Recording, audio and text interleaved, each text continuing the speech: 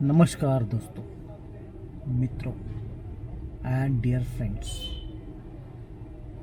Story प्रदेश channel में आपका हार्दिक स्वागत है। तो दोस्तों, HIT hit the first case, ये फिल्म की कहानी मैं आपको संक्षिप्त में सुनाऊंगा।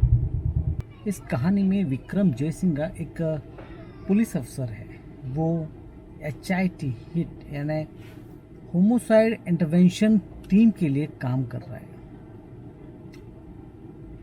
विक्रम जो है वो बेहद ही शार्प माइंडेड है और उसकी वजह से वो हर केस जो है, जटिल से जटिल केस, वो आसानी से सुलझा लेता है। उस कारण उसके सीनियर भी उससे बेहद खुश रहते हैं। विक्रम के ज़िंदगी में नेहा नाम की एक लड़की है जो उससे बेहद प्यार करता है। नेहा फॉरेंसिक डिपार्टमेंट में काम करती है। विक्रम का एक दोस्त है रोहित, बहुत ही करीबी दोस्त है विक्रम का। वो दोस्त होने के साथ साथ वो पुलिस डिपार्टमेंट में उसका सहयोगी भी है। विक्रम ने हर काम उसको साथ लेकर ही किया है।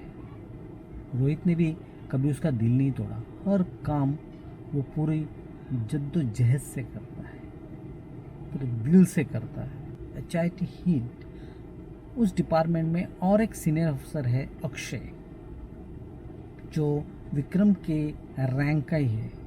लेकिन विक्रम और अक्षय में कभी नहीं बनती, दोनों में हमेशा तनातनी रहती है। अक्षय उसे हमेशा चिढ़ते रहता है क्योंकि सीनियर की वाहवाही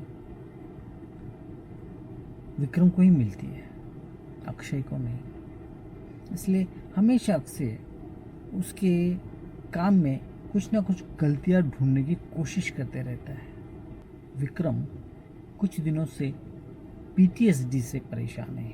PTSD यानी पोस्ट ट्रॉमेटिक स्ट्रेस डिसऑर्डर से परेशान है।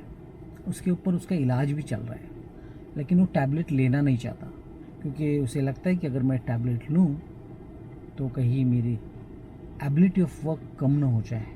कहानी आगे तब बढ़ती है जब हम प्रीति को इंट्रोड्यूस करते हैं। प्रीति एक हंसमुख और मदद करने के लिए तत्पर लड़की है।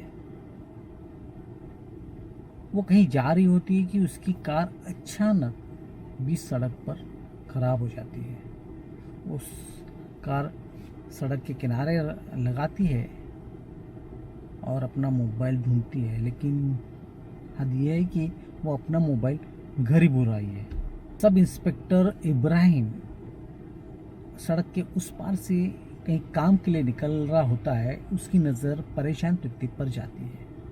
वो उसे मदद के लिए कहता है।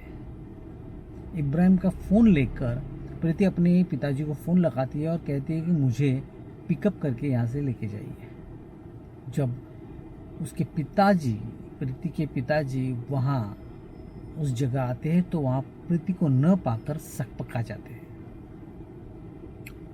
सब इंस्पेक्टर इब्राहिम उन्हें कहता है कि उसने प्रीति को किसी ब्लू कार वाले ड्राइवर के साथ बात करते हुए देखा था। प्रीति के पिताजी इब्राहिम पर ही इररिस्पॉन्सिबल होने का आरोप लगाते हैं। इब्राहिम भी उनसे बहुत ही रूडली बिहेव करता है, लेकिन पिताजी की पहचान वहाँ के सीनियर ऑफिसर के साथ होने की वजह से इब्राहिम को कुछ दिनों के लिए सस्पेंड होना पड़ता है। यहाँ PTSD को लेकर नेहा और विक्रम में बहस छिड़ती है। नेहा कहती है कि आप PTSD का इलाज कीजिए, लेकिन विक्रम नहीं मानता और आखिरकार विक्रम 2 महीने की छुट्टी लेकर गांव चला जाता है।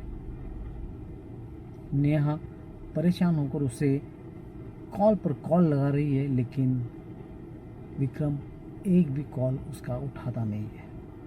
2 महीने बाद विक्रम को रोहित का फ़ोन आता है और रोहित उसे बताता है कि नेहा मिसिंग है और विक्रम परेशान हो जाता है और हड़बड़ाहट में शहर आ जाता है और अपने सीनियर से नेहा की केस अपने पास लेने के लिए बहुत बुरी तरह से कोशिश करता है, लेकिन वो केस ऑलरेडी उसके ओपोनेंट ऑफिसर अक्षय के पास जा चुका है और अक्षय के रडार पर विक्रम है। यहाँ विक्रम के पास प्रीति का केस आता है। फॉरेंसिक डिपार्टमेंट के सीनियर मिस्टर सक्सेना विक्रम को नेहा पिछले कौन से केस पर काम कर रही थी इसके डिटेल्स देते हैं। जब विक्रम और रोहित इन्वेस्टिगेशन करते हैं तो ये पाते हैं कि नेहा और प्रीति के केस में कुछ समानताएं हैं। कोई तो एक ऐसा शख्स है जो दोनों केस में इन्वॉल्व है, लेकिन कौन ये उन्हें पता नहीं चल पा रहा है। विक्रम की परेशानियां बढ़ती ही जा रही है। विक्रम प्रीति के दोस्त अजय और संध्या से इन्वेस्टिगेट करते हैं। उन्हें पूछते हैं कि कल रात पब में क्या क्या हुआ था, और दोनों जो उनके साथ घटना हुई थी वो सब बताते हैं, लेकिन विक्रम को उससे कुछ हासिल नहीं होता। जब विक्रम प्रीति के माँ बाप से इन्वेस्टिगेट करते हैं तब उसे ये पता चलता है कि ये जो माँ बाप है वो असली है ही नहीं। उसके असली माँ बाप कुछ साल पहले प्लेन क्रैश में गुजर चुके हैं और तब से प्रीति इनके पास ही रह रही है, इनके पास ही पली बड़ी है। इसी इन्वेस्टिगेशन के दौरान प्रीति की नेबर शीला पर भी शक का वलय घूमने लगता है। जब शीला को पुलिस कस्टडी में लिया जाता है और उससे पूछताछ करते हैं तब पता चलता है कि शीला के गैरेज में वही ब्लू कार है जो इब्राहिम ने देखी थी और उस कार में कुछ एविडेंस भी मिलते हैं, लेकिन बाद में इब्राहिम इनकार कर देता है कि जो मैंने ब्लू कार देखी थी वो ये नहीं है। एक घर के पिछवाड़े में एक सड़ी गली लाश मिलती है। बाद में फॉरेंसिक डिपार्टमेंट कंफर्म करते हैं कि ये लाश जो है वो प्रीति की है, लेकिन उसके ऊपर कुछ और लोगों के भी डीएनए सैंपल है, लेकिन किसके हैं ये अभी तक पता नहीं चल पा रहा है। विक्रम का शक अजय की तरफ जाता है क्योंकि अजय ने अभी तक छुपाया हुआ था कि प्रीति उसकी गर्लफ्रेंड है। इसी दौरान विक्रम को एक ईशा नाम की लड़की का फ़ोन आता है। वो वहीं से फ़ोन कर रही थी जहाँ से प्रीति को किडनैप किया गया था। वो कहती है कि एक बंदा मेरा पीछा कर रहा है, मेरी कार रोकने की कोशिश कर रहा है, मुझसे बात करने की कोशिश कर रहा है, लेकिन मैंने किस तरह से झांसा दिया उसको और आपको कॉल लगाया। विक्रम जब जांच करने के लिए प्रीति जहाँ से किडनैप हुई थी उस रोड पर जाता है, वहाँ के आसपास के टोल के सारे फुटेज जांच करता है तो फहद नाम का एक कल्प्रिट उनके सामने आता है। सब इंस्पेक्टर इब्राहिम के ज़रिए विक्रम फहद को ढूंढ लेता है, लेकिन इसी आपाधापी में फहद की गोली से इब्राहिम ढेर हो जाता है। विक्रम जब फहद से इन्वेस्टिगेट करता है तो फहद जिसने किडनैप करवाया था उसके घर के सामने उन्हें लाकर खड़ा कर देता है। जब विक्रम उस घर में घुस जाता है तो सामने अपने बेस्ट फ्रेंड रोहित को देखकर वो चक्का रह जाता है। रोहित कहता है कि मैं जानता था कि तुम शार्प माइंडेड पुलिस अफसर हो और कभी ना कभी मेरे पास ज़रूर पहुंचोगे। रोहित अपने रिवॉल्वर से विक्रम को मारने के पहले ही विक्रम उसे गोली से मार देता है। अक्षय ऊपर जाकर बंधी हुई नेहा को छुड़वाता है। रोहित के फ्यूनरल के दौरान रोहित की गर्लफ्रेंड सपना इन सारे घटनाओं से पर्दा उठाती है। इस कहानी की शुरुआत 14 साल पहले हुई थी, जब प्रीति अपने माँ बाप के गुजरने के बाद ऑर्फनेज में आई थी। प्रीति और सपना की दोस्ती वहीं बढ़ी। प्रीति के प्रति सपना के मन में एक विशेष प्रेम पनपने लगा था। जब इसका एहसास वहाँ के सरस्वती मैडम को हुआ तब उसने प्रीति और सपना को अलग किया। सपना तिलमिला उठी। कुछ दिनों बाद वहाँ एक कपल आया। उन्हें प्रीति और सपना दोनों अच्छे लगे, लेकिन उन्होंने सिर्फ प्रीति को अडॉप्ट किया। कुछ दिन सपना परेशान रही, लेकिन जिंदगी फिर चल निकली। बड़े होने के बाद रोहित सपना से प्यार कर बैठा। बहुत कोशिशों के बाद सपना ने उसका प्यार स्वीकारा और दोनों ने शादी की।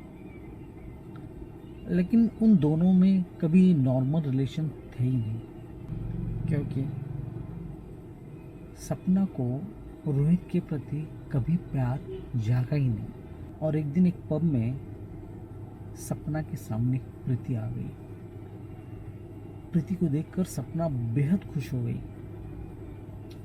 उसने उसको अपनी सारी पुरानी यादें बता दी, सारे फीलिंग्स बता दिए। वो कितना प्यार करती वो भी जाहिर कर दिया। लेकिन प्रीति ने इनकार कर दिया। उसको प्रीति ने सपना की फीलिंग्स समझे ही नहीं। उसको एहसास ही नहीं था कि सपना उसके प्रति कितनी प्रेम में पागल है। और अब सपना प्रीति को पाने के लिए पागलपन के जुनून तक पहुंच गई थी। उसने फाद के जरिए प्रीति को किडनैप करवाया और स्कफल के दौरान उसके हाथों प्रीति की हत्या हो गई। प्रीति मारी गई। बेचारा रोहित सपना को बचाने के चक्कर में इस केस में इन्वॉल्व हुआ और उसने ही अलग अलग डीएनए प्रीति के शव पर प्लांट किए थे। जब केस सॉल्व करने के बाद विक्रम और नेहा कार में बैठने वाले होते हैं कि कहीं से गोली आती है और विक्रम को लगने वाली होती है कि विक्रम डॉच कर लेता है। विक्रम बच जाता है, लेकिन हम देख नहीं पाते कि गोली किसने मारी है, हत्यारा कौन है। इसी सस्पेंस पर ये फिल्म ख़त्म हो जाती है। अब इसका जवाब हमें HIT हिट के अगले सीक्वल में मिलेगा। तो दोस्तों, मित्रों, डियर फ्रेंड्स, ये कहानी अगर आपको अच्छी लगी तो आप इस फिल्म को नेटफ्लिक्स पे ज़रूर देखना। और हाँ, मेरा चैनल स्टोरी प्रदेश को लाइक, कमेंट, शेयर, सब्सक्राइब करना मत भूलना। धन्यवाद।